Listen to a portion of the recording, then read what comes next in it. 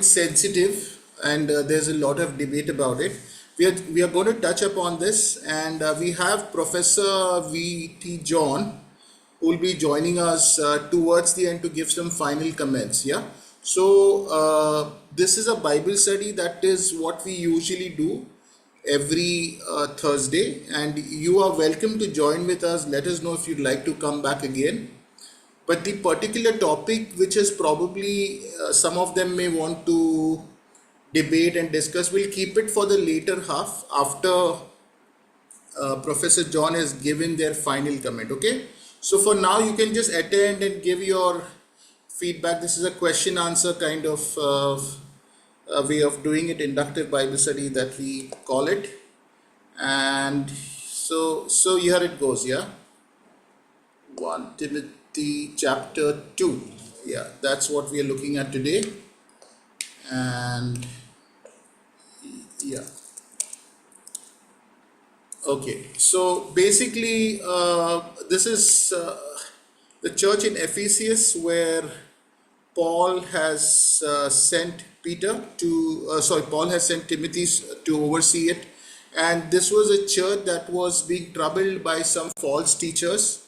And these false teachers were they were kind of a bit ascetic, and they also believed in the Jewish exclusive right for salvation. That means salvation is only for the Jews, not for others. And they also were trying to kind of teach salvation by works, and they had some speculative understanding. They claimed direct revelation from God, and there was also this kind of emphasis on staying single, and there was also they disrupted relationships. That was one of the feature.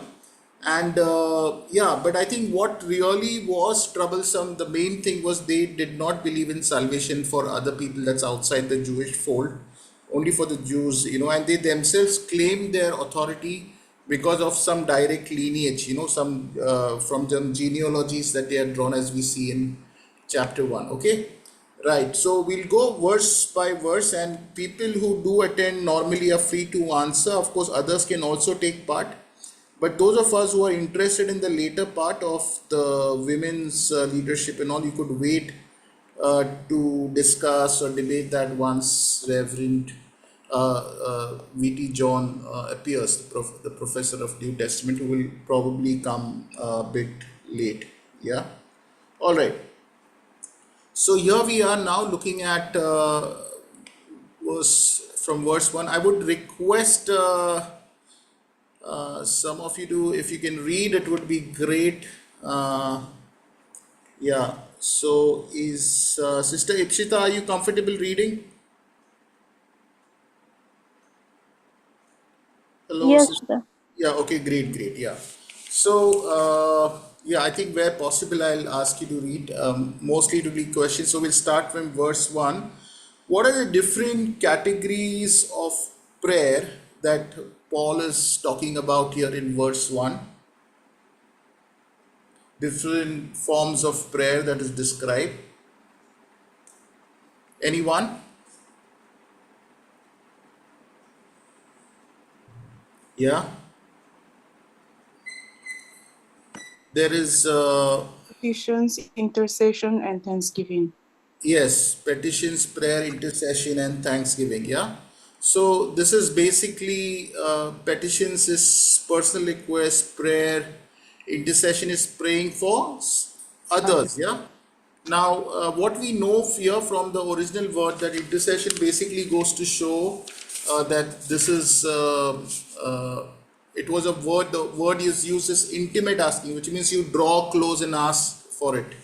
So that's the word used. So basically, it means we pray with burden, we pray for other people. Okay.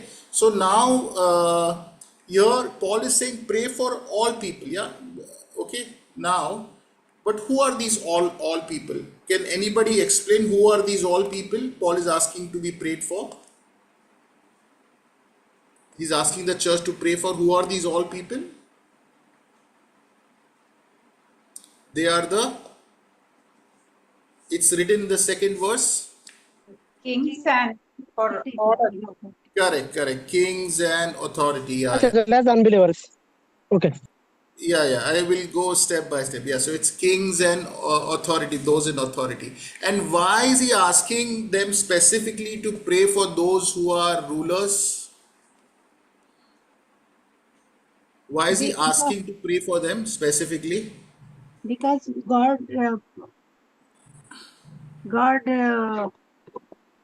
only made them as leaders. Okay, yeah, but it's good to answer according to the passage, na? To the verse. Why is he asking to pray for them? Godliness and holiness. Okay, anyone else? Why is he asking Christians in that Ephesus?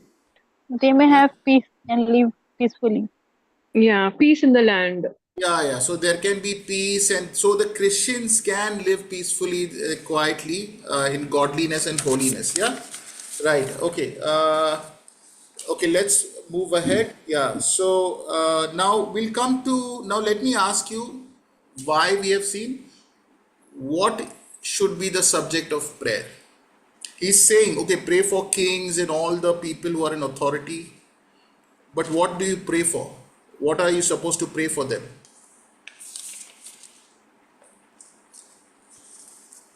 So that the church can experience peace and quietness, Christians can live peacefully and quietly under their reign. But what is it that he's asking them to pray for? It is good to please God, our Savior. No? Okay. Yeah. Any other answer? Any other answer? Anyone else? Is it wisdom? No. He's asking. Salvation upon everyone. Yeah, Yeah, for their excellent. salvation. Great, great. He's telling them to pray specifically for their salvation. Yeah, he's saying specifically to pray for their salvation because it is God's desire that all people are saved. It is God's desire that all people are saved. Yeah. So now, what does this mean? What does this tell us about God's heart? What does this tell us about God's heart? This particular verse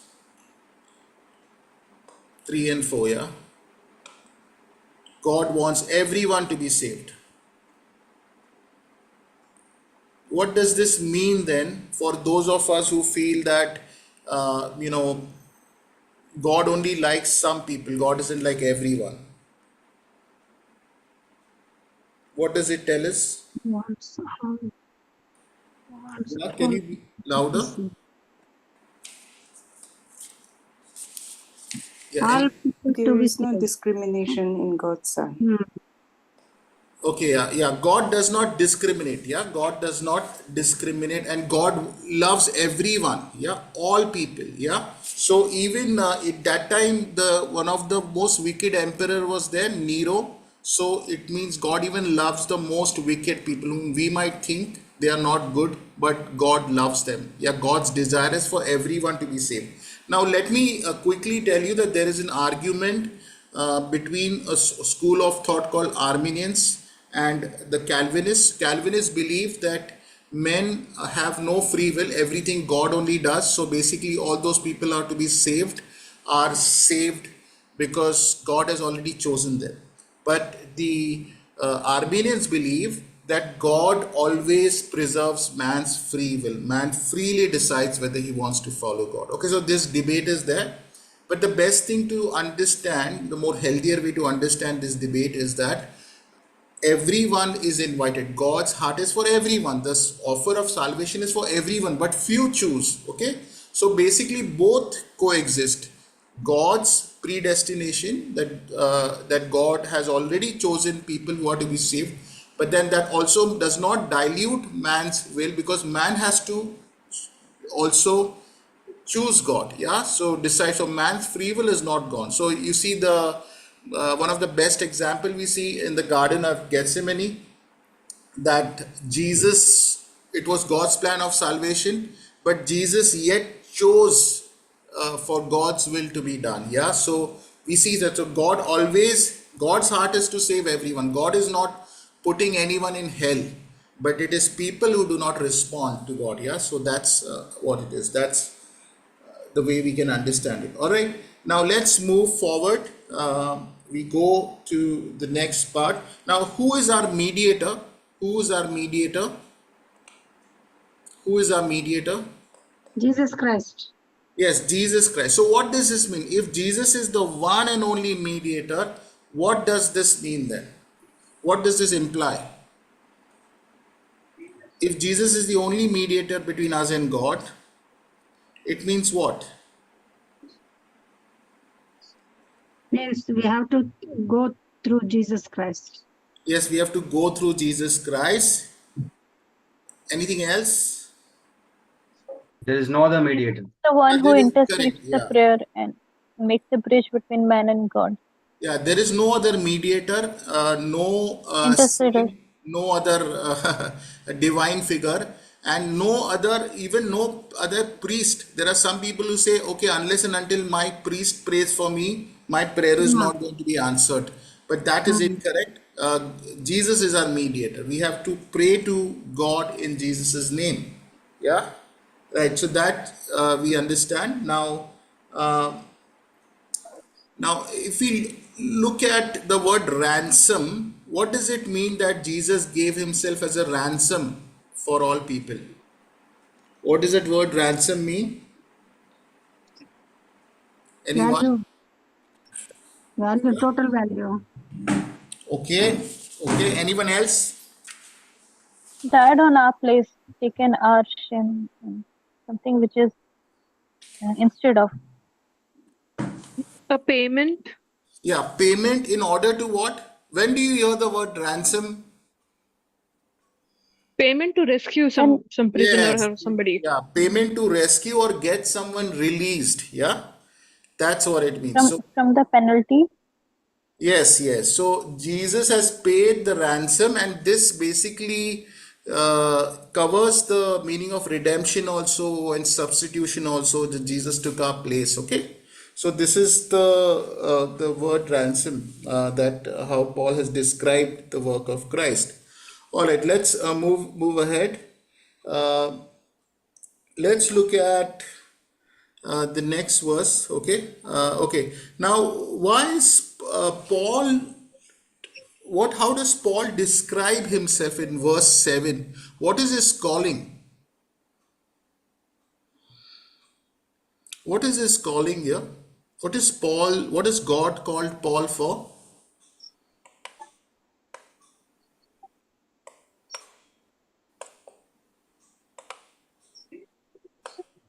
Yeah, To preach. Suffer for his sake. yeah. To save the Gentiles. Correct. Yeah, to save the Gentiles. Correct. Correct. Now, why? But why is Paul describing his, stating his authority here? That he's called by God. He's an apostle. He's appointed by God. He's telling the truth, and also that he has a calling to Gentiles. Why is Paul mentioning this here specifically in this letter to Timothy? Basically, this letter is this letter of authority that Timothy has as he goes into the church at Ephesus, as he's overseeing that church. Why is Paul mentioning his post and the fact that he has a call to Gentiles? Anyone?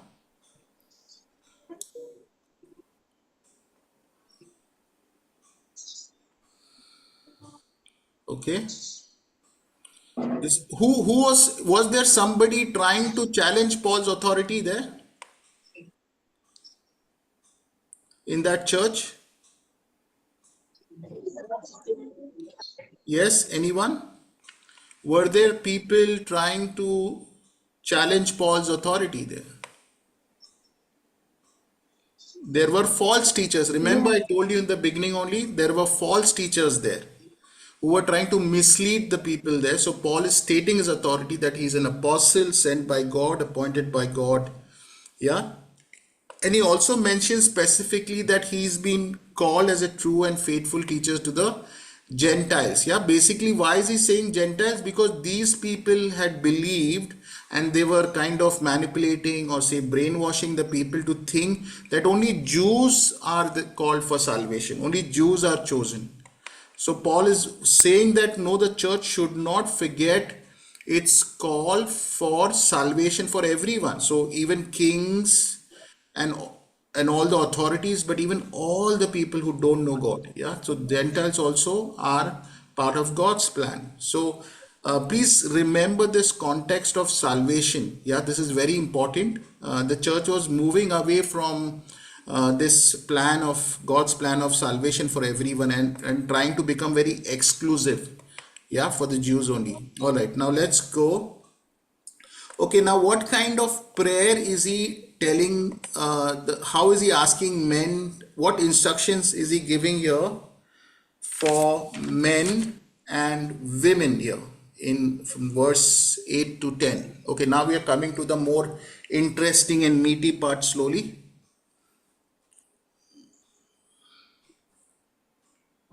How men and women should conduct themselves in church. Okay, right. So, what are men supposed to do according to Paul? Lift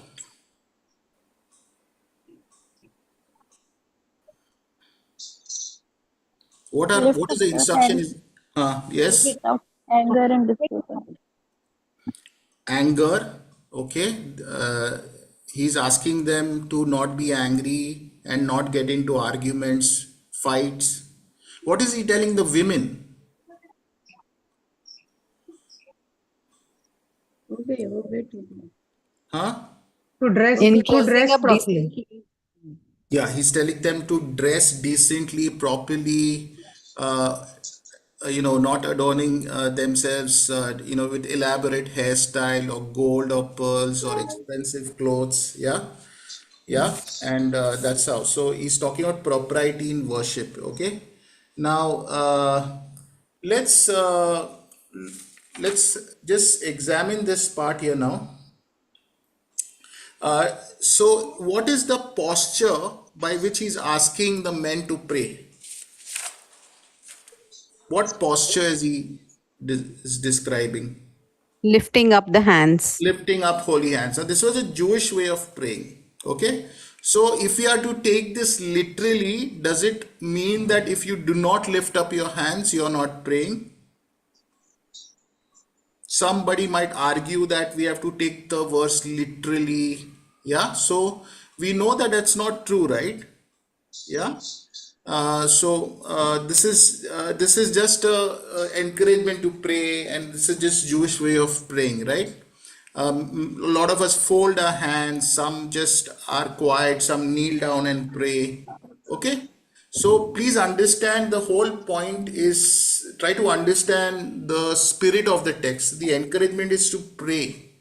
Yeah, and he's asking the women. Okay, now let me ask you, because it's not the literal things that really are at play here. There's something else that Paul is trying to underline here. Do you think men are more prone to anger and fights? Is it and here women are shown to be moving towards, there are women in the church, there were some men who were angry and disputing and arguing, and there are some women in the church also who are maybe overdressing. So do you think it is wrong for women to wear jewelry or to adorn themselves? Is it wrong? What's the point? Anyone?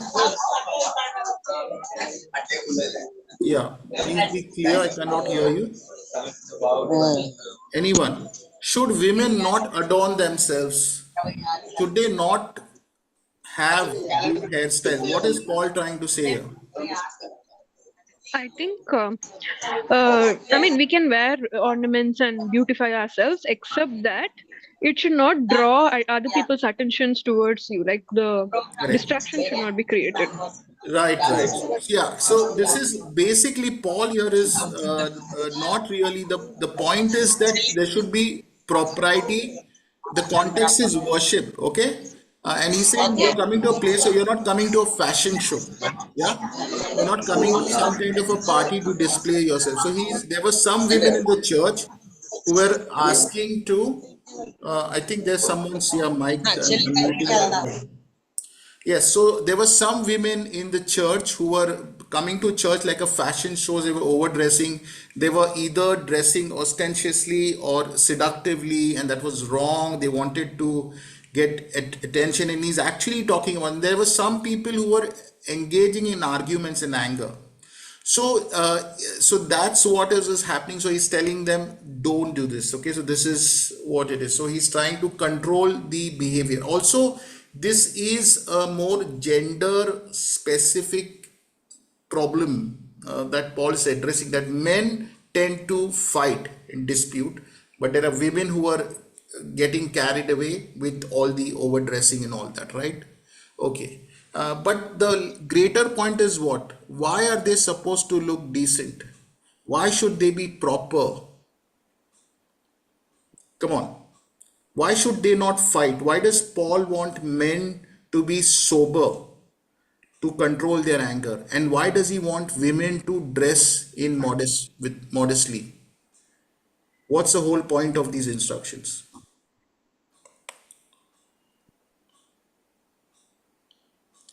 Anyone?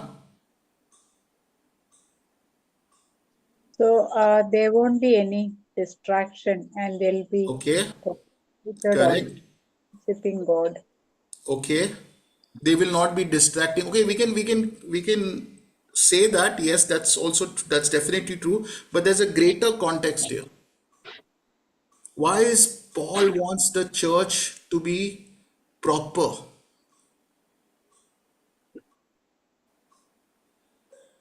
Yes, anyone? To be decent. Why does Inner beauty. It is, anyone?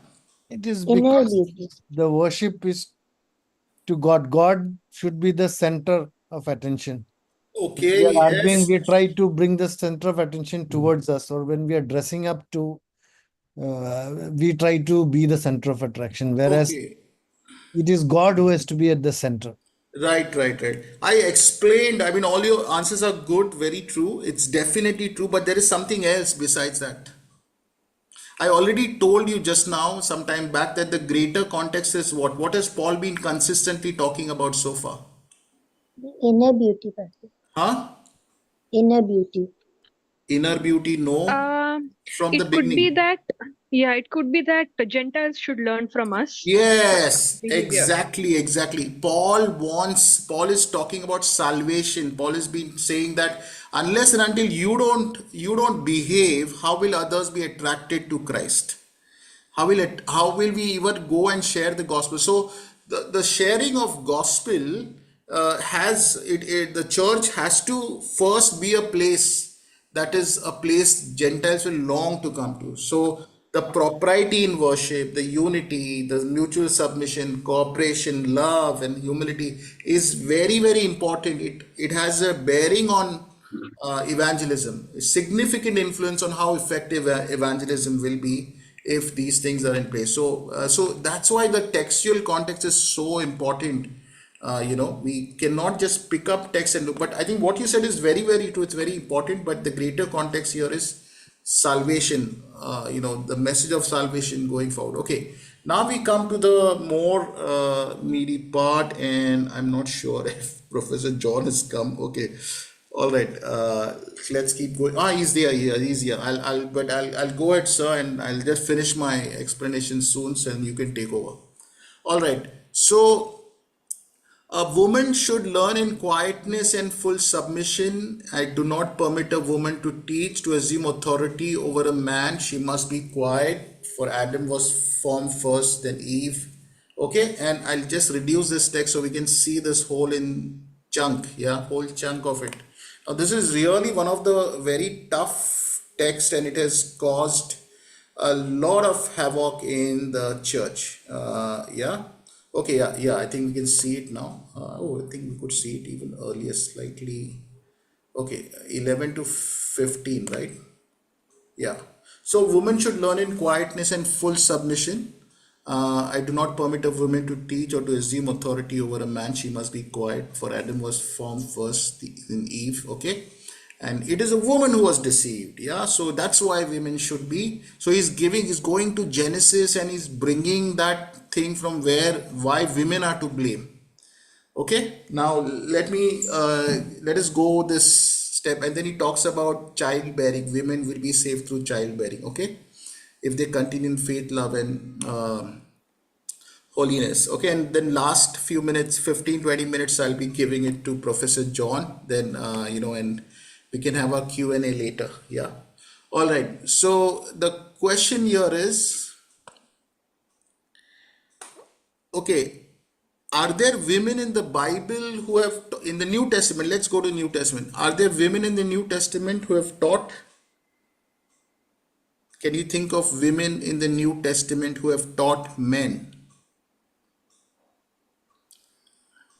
Yeah. Yes, can you give example?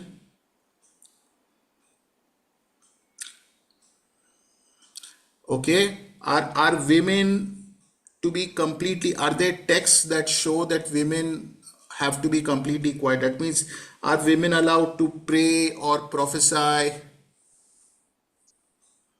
Priscilla taught. Yeah, Priscilla what? What about Priscilla?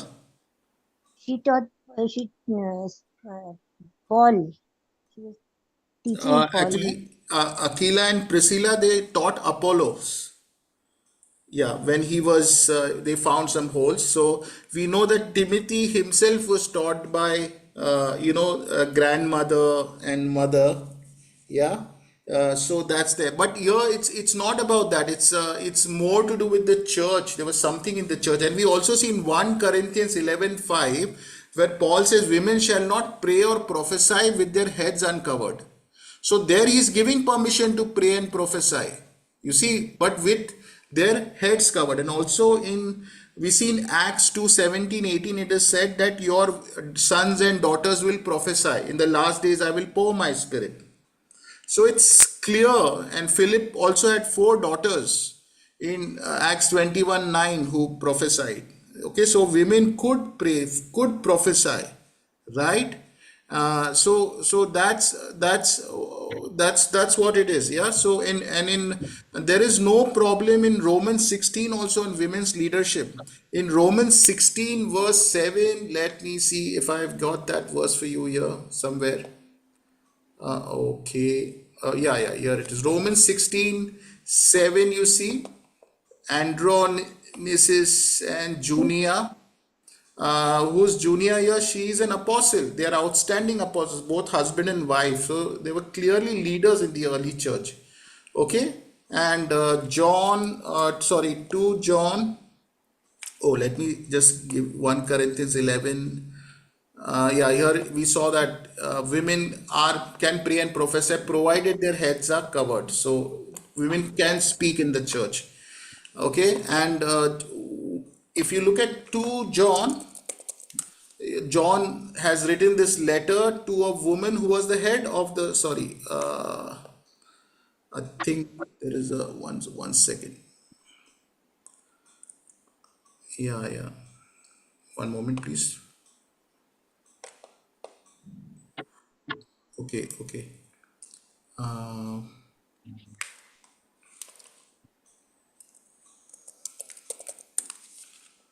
Okay, yeah. So if you look at 2 John verse 1, it is written, the elder to the elect lady and her children. So this lady to whom this letter was written was the head of that house, house church, and the children are the spiritual children. Okay. So these are 2 very striking examples of women in the church. And of course in Romans 16, if you go to Romans 16, there is so many examples, one second, of women being mentioned in this whole list of personal greetings, that Paul, Phoebe is a deacon, Priscilla and Aquila. Note Priscilla names comes first.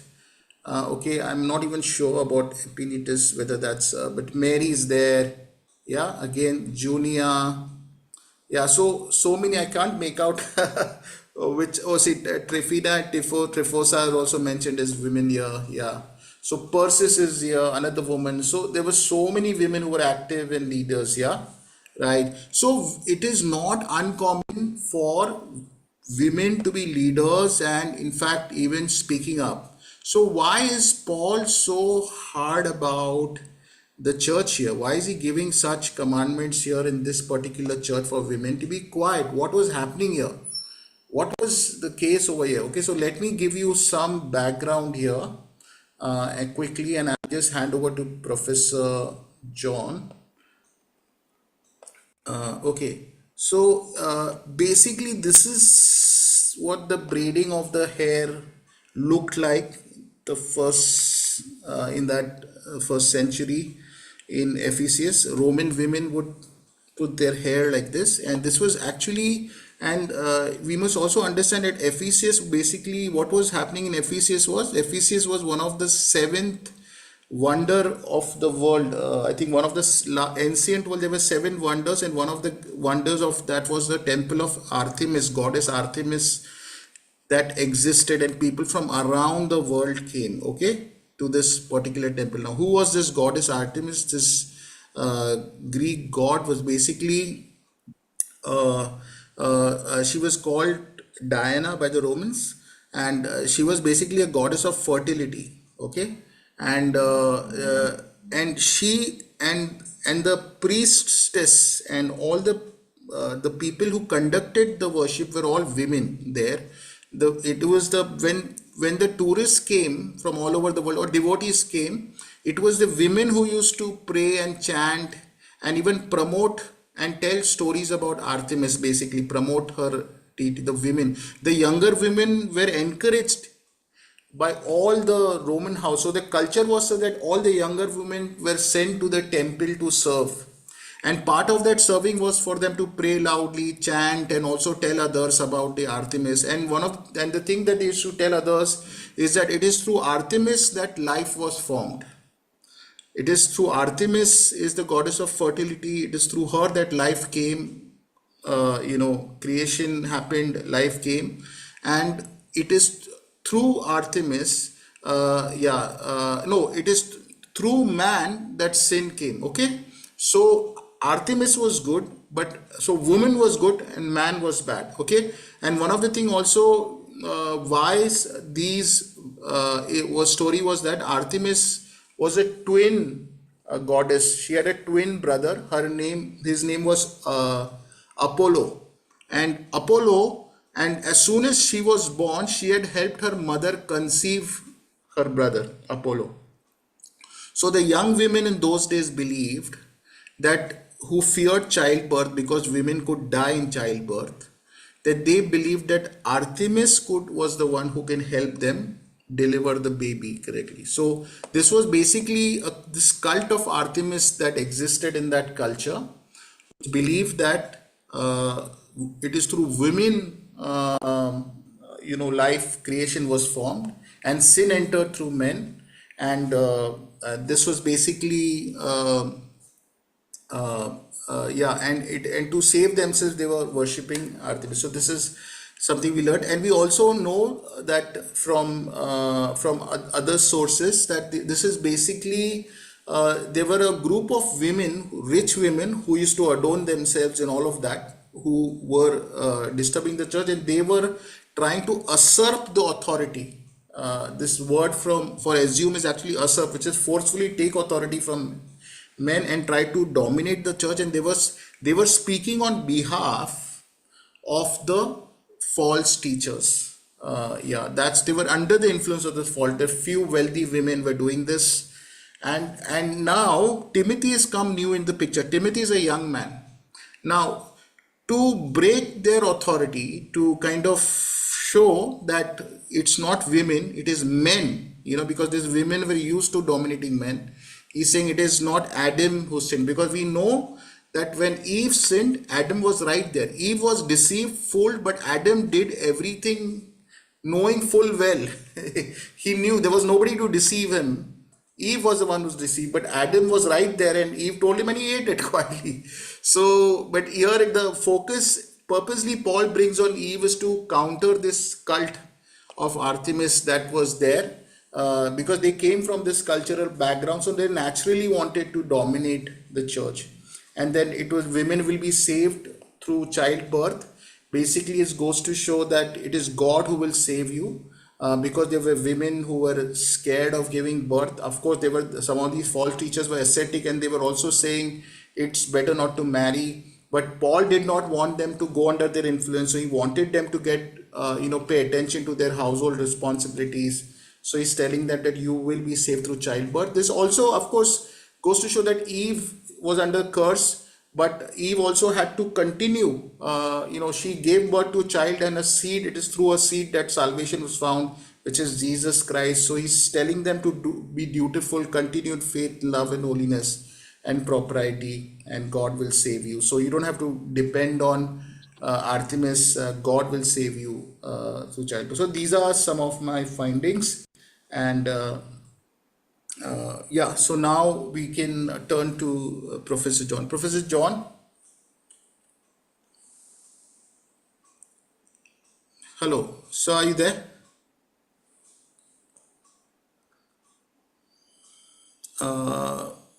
I think let me just. Professor John, are you there?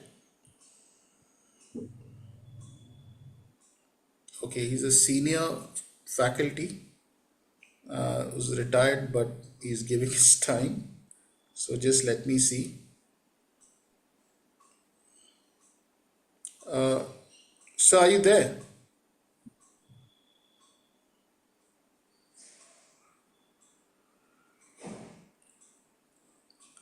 Yeah. Okay, thank you.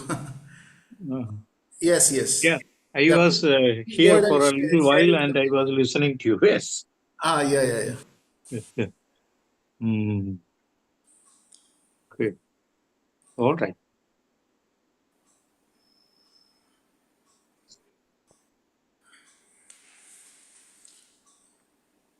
So, you want me to say something at this point? Yeah. You can share your take on the same passage about women, quietness, submission, and all of that.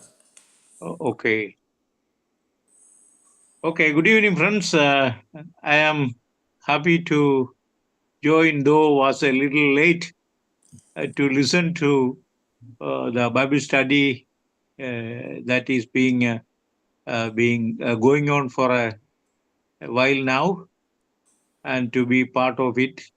And I'm happy that Pastor Abjit is taking this very seriously and trying to connect with you with various issues that relates to our living situations in reading our Bible.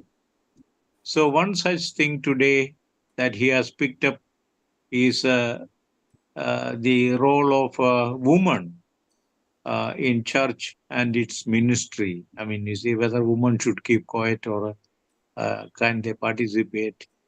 Well, you heard this text from 1 Timothy chapter 2, verses 1 to 15, which you have discussed quite a bit, and part of it I listened to as well. And I do not want to repeat much of what was said. I just want to say a couple things about verses 9 to 15. 1 Timothy chapter 2, verses 9 to 15. There are two aspects that are stressed there. And the first one is the dress code of woman. And the second issue is whether or not woman is eligible to teach. So those are the two issues which you have already discussed, but I just maybe to add something more to what has already been discussed by you. So with regard to the dress code, the first thing is what women should wear and how they should dress themselves, whether they should use adornment, whether it is their hair or wearing of ornaments. Those are things that are discussed particularly in verse 9. So the emphasis there is that if a woman appears in the manner in which it is described here, it indicates one, that a woman can be very wealthy. I mean, you see, you have all kinds of dresses, which is very expensive. And by way of the kind of dress that you wear, you give an impression to those who look at you that you are a well-to-do person. You are a quite rich person. So you can have a dress different from the ordinary folks. So that is a way of indicating to those around you, those who see you, those who watch you, even those within the congregation, that you are a wealthy person, you are a well-to-do person. So that is where the dress implies. I mean, there are various kinds. I mean, whether it is gold plating of one's hair, or kind of the different ornaments that they wear, all this indicates that aspect. And it is in this context that we remember what Peter said to the congregation that he was writing letter to in 1 Peter chapter 3 and verse 3, where he says that, you see, the woman is not supposed to adore herself by all these gold, silver, and all other ornaments, but by humility and the kind of life that she lives. I mean, that is where she is able to adorn herself. So it comes in that context, the context of expressing oneself or showing forth oneself as a wealthy person. And of course, the another reason is probably is to show to the outside the world, and probably also to attract the opposite sex. I mean, you see, the human persons, by being, you see, appearing as a very beautiful person in front of the others. So particularly the men, you see, so could lead to the seducing of men and all. So therefore, this is another reason of by here the author says, irrespective of whether it was Paul or one of those who were his disciples, depending upon when exactly the book was written. Anyway, what is being said there is one of these two things could be the possible background.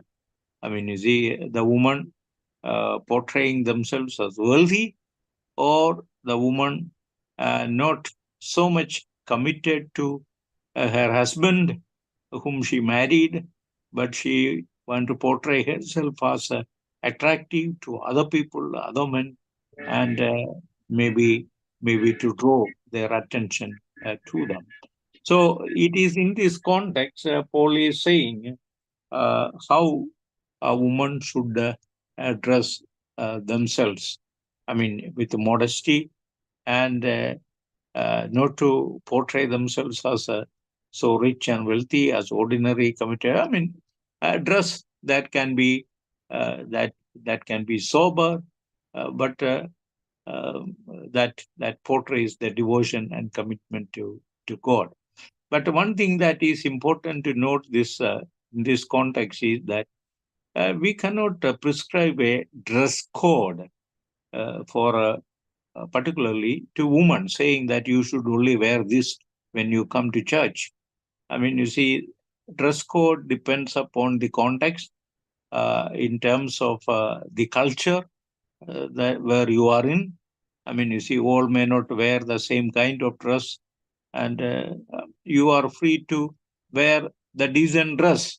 I mean, you see, somewhat decent dress. I mean, you see, in your own context, what is appropriate. So there is no prescription that Paul is giving that one should always wear in such and such manner.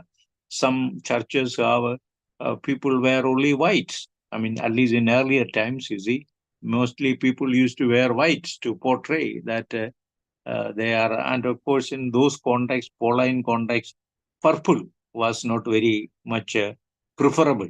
I mean, you see, that indicates people being superior, wealthy, and more cultured, and all that kind of thing. So, therefore, that was not quite something that was used there.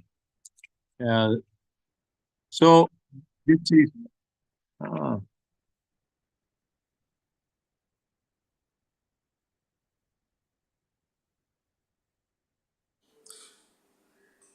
you able to see, sir? So I'm sorry that there came a call in between, you see, from Okay, okay, okay. so this is where the possibility of dress being emphasized. I mean, you see, somehow or the other, some of the churches have taken this very literally. That is where I was kind of saying that it is not a prescription also of a dress code. And sometime in the earlier times, certain church traditions, they said people should only wear white. I mean, you see, but of course the times have changed. They are using colored dresses by many people, and so long as the dress is decent enough and acceptable to the culture, that is good enough. So do not. I mean, churches or pastors should not take the liberty to insist on people following some kind of a particular dress.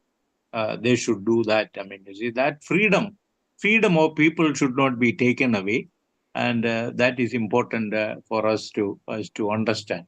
And each one should be left to decide what is best, but also commonly acceptable in the context in which one lives. So that is with regard to the dress part that Paul was uh, talking about. Then, of course, he says that it is not with braided hair or gold or pearls or expensive clothes, but with good deeds appropriate for women who profess to worship God. And while it is the woman who is mentioned here, it does not mean that it is limited to women alone. I mean, you see, that particular context has a relevance to talk to women, but in our context, it is relevant both to men and women. I mean, you see, so often women are the ones who are seen as those who kind of want to show off their, I mean, you see, wealth and property and what they possess.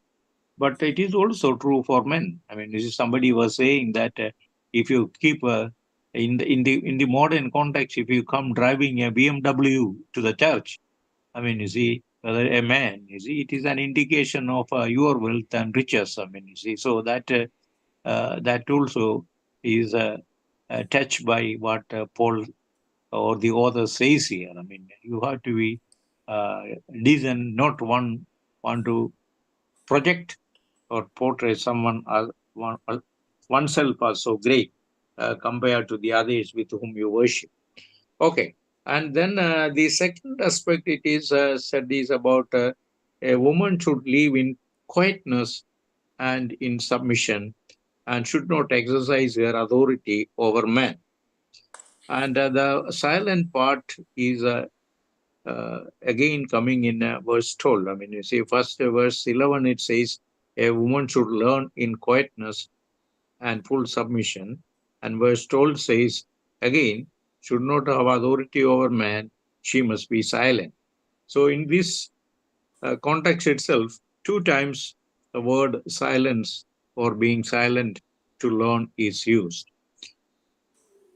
Silence is not bad. I mean, see, depending upon how it is used in a particular context.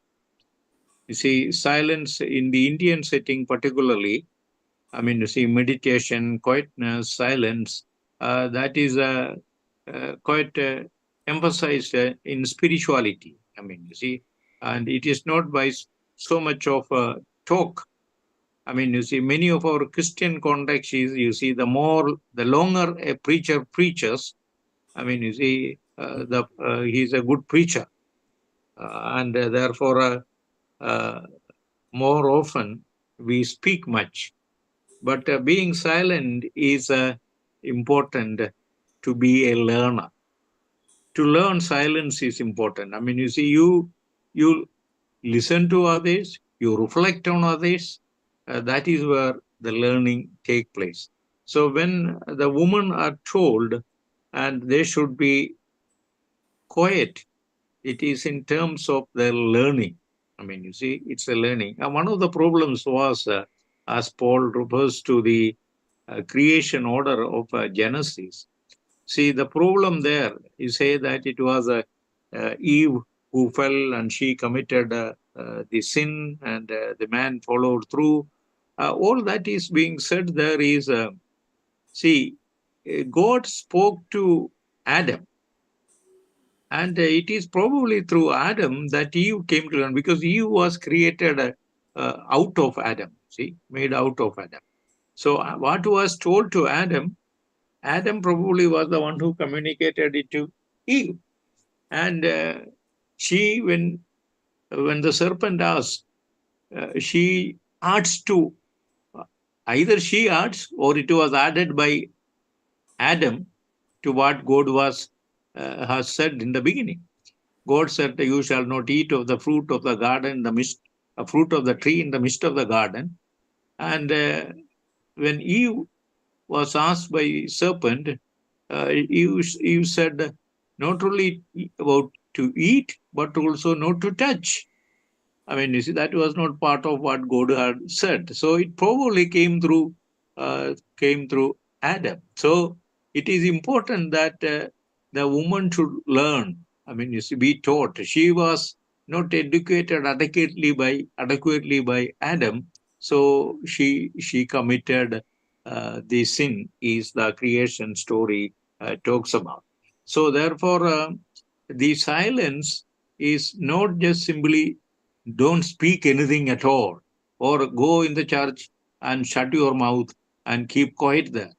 But it is the process of learning. Learning, you see, once if somebody is not has not learned, then of course you can teach something that is wrong. So a woman is not supposed to be prohibited from teaching. When Paul says, I do not permit a woman to teach or to have authority over a man, she might be silent. A woman who has not learned, a woman who was not taught, a woman who has not studied, she can err, go wrong. That is where it becomes important. It is not that a woman should not speak at all or talk at all. A woman who is educated, a woman who has learned, a woman who knows what she is talking about, particularly here in this regard to the scripture, she can teach. Yeah, I mean, as you have said in your discussions, there are a number of cases in the biblical context, New Testament, even in the Old Testament, the prophets and all who have taught prophetess. You see, so the teaching is not prohibited to women. I mean, you see, they in fact, in many of our schools, it is women who teach. I mean, you see, educated. So if you look at Deuteronomy chapter 6, the instruction that was given about the covenant that was made in chapter 5 of Deuteronomy. I mean, you see, God's covenant, the 10 commandments and all. These were supposed to have been taught to the children by, you see, the parents, which included the mother as well. So the teaching was something the woman not prohibited. I mean, you see, it was misunderstood, or probably in a given context of Ephesus, where the women were probably not as educated or learned as men were. So Paul is instructing that they should learn and then they become teachers. So unfortunately, this has been used as a basis for prohibiting women from having role in the ministerial engagement, ministerial context.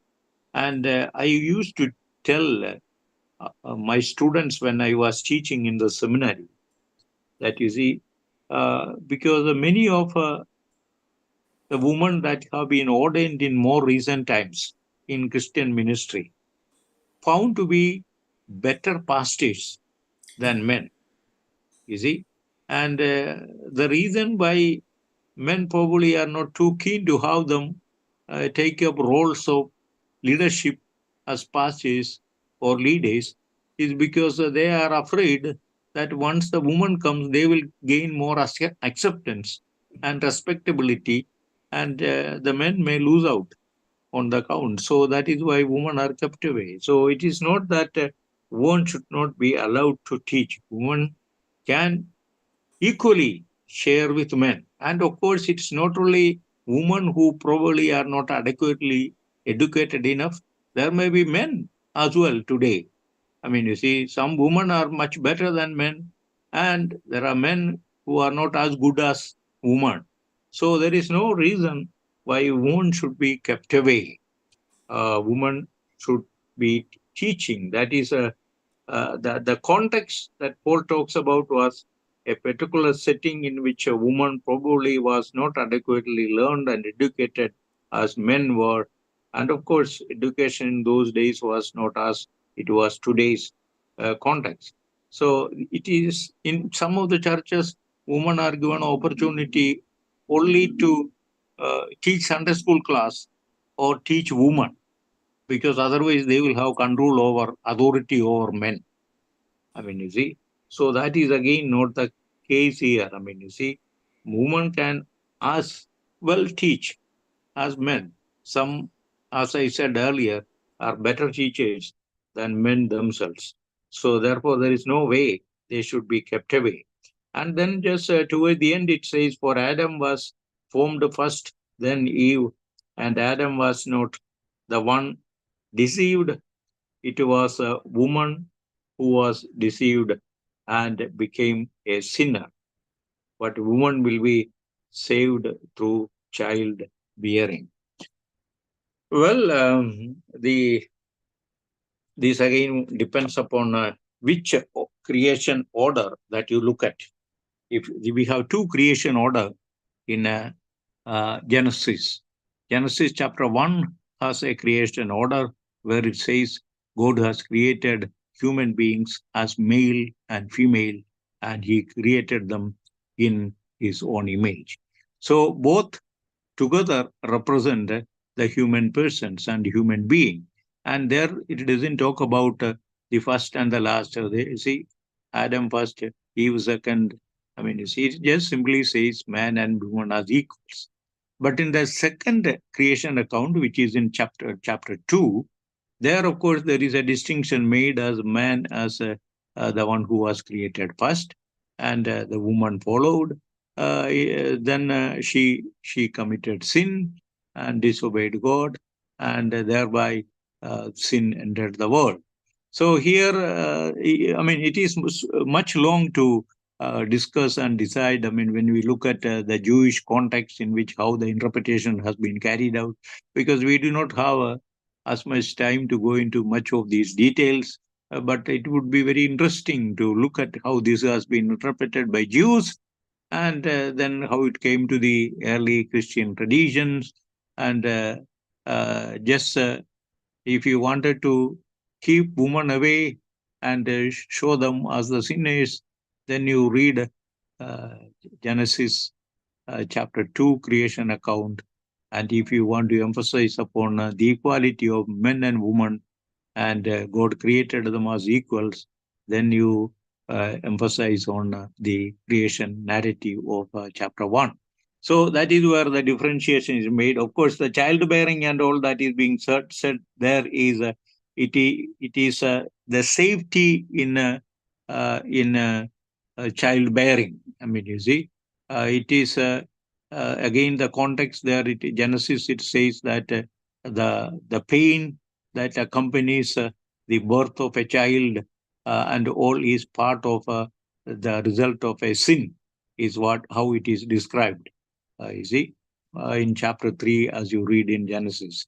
So the childbearing, the safety of childbearing also comes with you see, the changed situation. I mean, you see, at that point of time, because of the death and resurrection of Jesus, I mean, the situation has a change from what it was in Genesis chapter 1.